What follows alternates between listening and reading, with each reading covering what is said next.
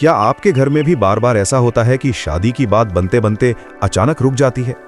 रिश्ते आते हैं, घर में खुशी की लहर दौड़ जाती है, उम्मीद जगती है, और फिर किसी न किसी वजह से सब कुछ थम जाता है।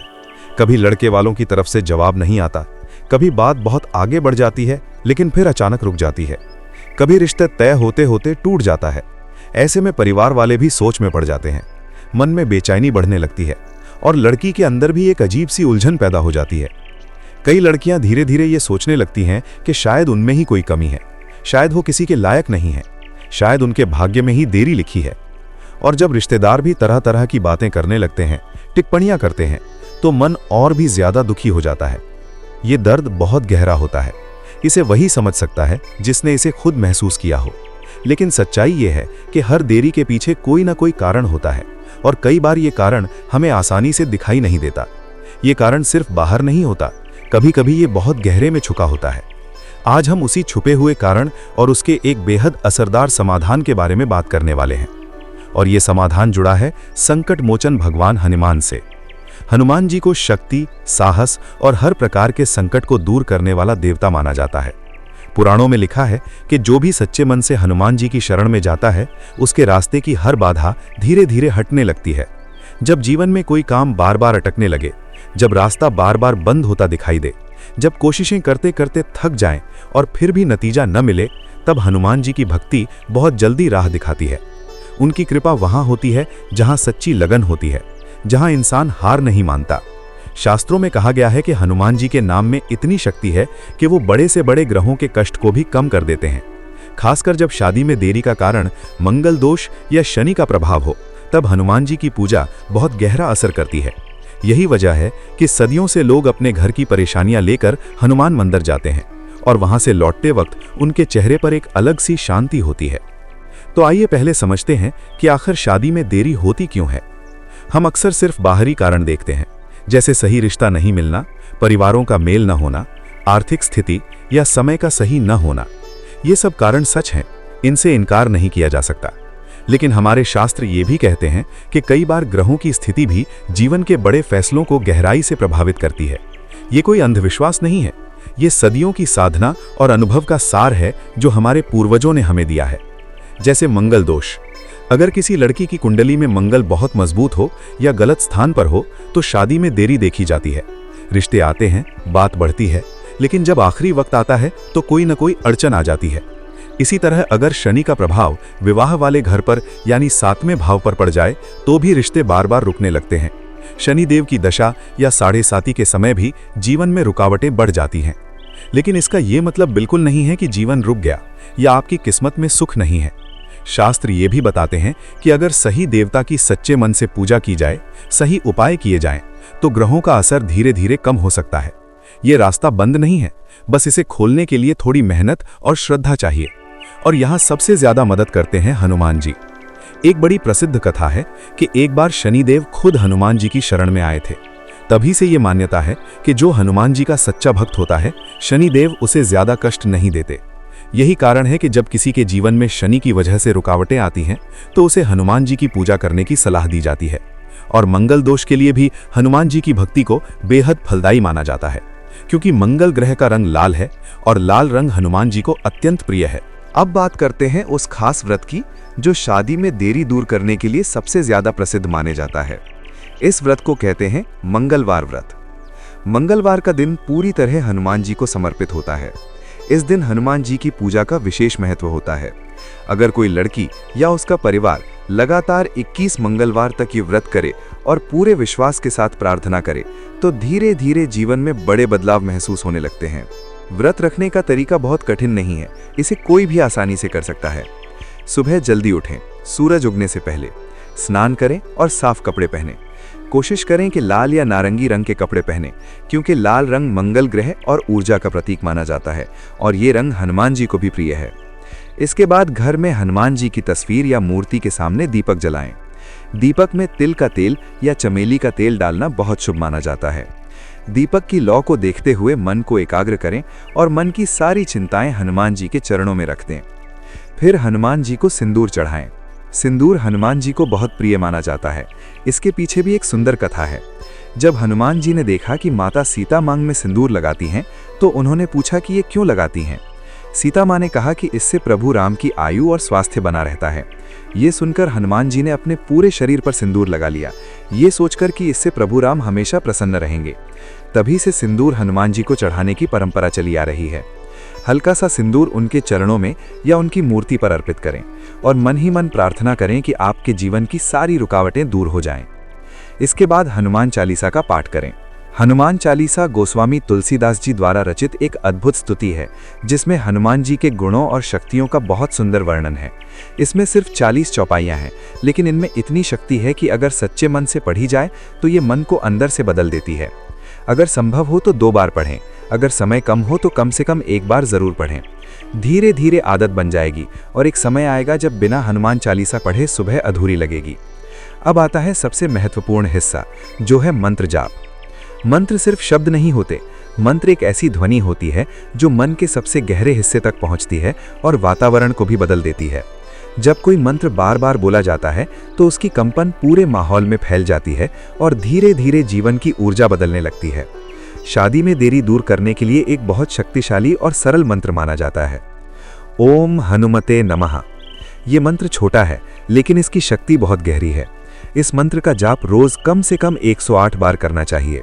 108 की संख्या हमारे शास्त्रों में बहुत पवित्र मानी जाती है। 108 बार गिनने के लिए आप चंदन की माला या तुलसी की माला का इस्तेमाल कर सकते हैं। जब आप मंत्र बोलें तो जल्दी जल्दी ना बोलें, हर शब्द को धीरे और साफ बोलें। ओम हनुमते नमः। हर शब्द के साथ एक पल रुकें, महसूस करें कि ये मंत्र आपके मन में उतर रहा है। मंत्र बोलते समय मन में एक ही भावना रखें कि हनुमान जी आपके जीवन की सारी बाधाएं एक एक करके दूर कर रहे हैं। अब बात करते हैं एक और बहुत खास मंत्र की, जिसे स्वयंवर पार्वती मंत्र कहा जाता है। ये मंत्र विवाह में आ रही बाधाओं को दूर करने के लिए बहुत प्रसिद्ध है और सदियों से लोग इसका उपयोग करते आए हैं। मंत्र है ओम ह्रीम गौरी शंकराय नमः। ये भगवान शिव और माता पार्वती का मंत्र है। माता पार्वती ने खुद कठोर तपस्या करके भगवान शिव को पति के रूप में पाया था, इसलिए विवाह में आ रही बाधाओं को दूर करने के लिए उनका आशीर्वाद बहुत फलदायी माना जाता है। इस मंत्र का जाप भी रोज 108 बार किया जा सकता है। अगर लड़की चाहे तो सुबह या शाम किसी भी समय ये मंत्र बोल सकती है, लेकिन कोशिश करें कि रोज एक ही समय पर मंत्र बोला जाए। इससे मन स्थिर रहता है, साधना में निरंतरता आती है और उसका प्रभाव बहुत बढ़ जाता है। अब बात करते हैं सुंदरकांड की। रामायण का सुंदरकांड हनुमान जी की वीरता, भक्ति और बुद्धिमानी का सबसे सुंदर और प्रेरणादायक वर्णन है। इसमें हनुमान जी का लंका प्रस्थान, सीता माँ की खोज और लंका दहन का वर्णन है। ये कांड इसलिए भी खास है क्योंकि इसमें हनुमान जी बताते हैं कि जब श्रद्धा और समर्पण हो तो इंसान असंभव काम भी कर सकता है। कहा जाता है कि अगर कोई व्यक्ति सच्चे मन से सुंदरकांड पढ़ता है तो उसके जीवन की बड़ी बड़ी समस्याएं भी धीरे धीरे खत्म होने लगती हैं। खासकर शनिवार और मंगलवार को सुंदरकांड पढ़ना बहुत शुभ माना जाता है। अगर पूरा पाठ संभव ना हो तो आप सुंदरकांड की कुछ चुनिंदा चौपाइयां भी पढ़ सकते हैं। धीरे धीरे जब आदत बन जाती है तो पूरा सुंदरकांड पढ़ना भी सहज लगने लगता है। अब एक और छोटा लेकिन बहुत प्रभावी उपाय जो शनि के प्रभाव को कम करने में मदद करता है। हर शनिवार की शाम को एक छोटा सा दीपक जलाएं। दीपक में तिल का तेल डालें और उसमें थोड़े से काले तिल भी डाल दें। इसके बाद ये दीपक हनुमान जी के सामने रखें या घर के पास किसी पीपल के पेड़ के नीचे रख दें। पीपल का पेड़ भगवान विष्णु और शनिदेव का प्रिय वृक्ष माना जाता है, इसलिए शनिवार को पीपल के नीचे दीपक जलाने का विशेष महत्व है। फिर शांत मन से हाथ जोड़कर प्रार्थना करें, हे संकट मोचन हनुमान जी, मेरे जीवन की सारी बाधाएं दूर करें, मेरे घर में सुख, शांति और खुशहाली लाएं। ये उपाय बहुत सरल है, लेकिन इसे पूरे विश्वास के साथ करना जरूरी है। बिना विश्वास के किया गया उपाय फल नहीं देता। लेकिन एक बात और ध्यान रखने वाली है, सिर्फ मंत्र और पूजा ही काफी नहीं होती, घर का माहौल भी बहुत मायने रखता है। हम जिस वातावरण में रहते हैं वो हमारी ऊर्जा को गहराई से प्रभावित करता है। अगर घर में रोज झगड़े होते हैं, नकारात्मक बातें होती हैं, हर समय तनाव और चिंता का माहौल रहता है, तो घर की ऊर्जा भारी हो जाती है। और जब ऊर्जा भारी होती है तो अच्छी चीजें आने में रुकावट आती है। इसलिए कोशिश करें कि घर में सकारात्मक वातावरण बना रहे। सुबह घर में अगरबत्ती जलाएं, घर को साफ और व्यवस्थित रखें, मन में दूसरों के लिए अच्छी भावनाएं रखें। कभी कभी पूरे परिवार के साथ बैठकर हनुमान चालीसा पढ़ें। जब परिवार एक साथ प्रार्थना करता है, एक साथ बैठता है, तो घर की ऊर्जा बदल जाती है और मन में भी एक गहरी शांति आती है जो बाहर से नहीं मिलती। अब हम आपको एक 21 दिन का संकल्प बताते हैं जो बहुत असरदार माना जाता है। 21 दिनों तक रोज सुबह हनुमान जी के सामने दीपक जलाएं। रोज कम से कम एक बार हनुमान चालीसा का पाठ करें। रोज 108 बार ओम हनुमते नमः मंत्र का जाप करें और हर मंगलवार का व्रत रखें। साथ ही कोशिश करें कि हर मंगलवार या शनिवार को सुंदरकांड का पाठ भी जरूर किया जाए। इन 21 दिनों में एक बात का सबसे ज्यादा ध्यान रखना है, मन में शक नहीं होना चाहिए। ये सबसे जरूरी बात है। अगर हम पूजा तो करते हैं लेकिन मन में बार बार सोचते हैं कि इससे क्या होगा, क्या ये सच में काम करेगा, तो उसका असर कम हो जाता है। शक एक ऐसी दीवार है जो अच्छी ऊर्जा को अंदर आने से रोक देती है। लेकिन अगर विश्वास के साथ, पूरे समर्पण के साथ प्रार्थना की जाए तो धीरे धीरे रास्ते खुलने लगते हैं।